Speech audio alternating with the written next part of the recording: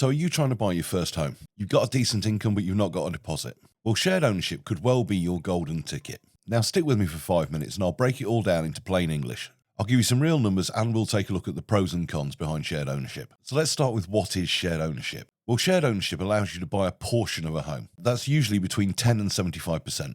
And then you rent the rest of it from a housing association. You get a mortgage on the bit you own and you pay rent on the rest. And you live there just like any other homeowner. It's not shared living and no one's crashing on your sofa.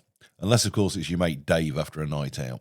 So let's take a look at a real life example. Let's use a property that's on the market at £250,000. You're going to buy a 25% share in that property. So that's £62,500. Now let's say that you put up a 5% deposit on your share, so £3,125. That would leave you with a mortgage of around £59,375. Now let's look at the housing association side of the property. You'd pay rent on 75% of the property, so that's £187,500. And rent's usually discounted, something around 2.75%. So that's roughly £430 a month. Now add that to your mortgage payment of around £300 to £400 a month, depending on rates, and you're looking at a total of around £750 to £850 a month. Now you try finding a rental property at that kind of price in today's market. And it's also probably going to be cheaper than mortgaging the whole property. And as your income increases, you can do what's called staircasing, which means buying more of the property over time. Let's say you go from 25% to 50%, and then eventually all the way to 100% ownership.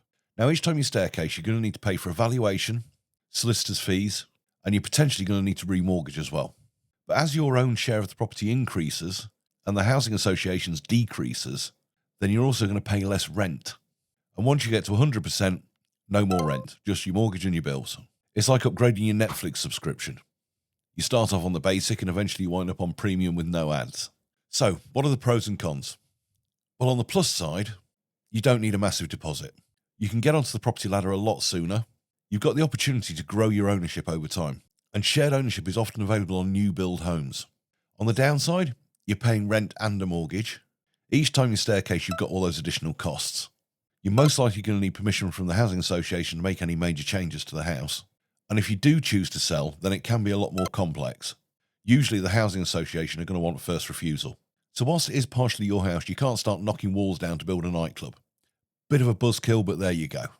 So shared ownership can be really good if you've got a decent income but not much deposit, you're looking to get out of renting but full ownership's not on the cards yet, or you're just looking to grow into home ownership over time.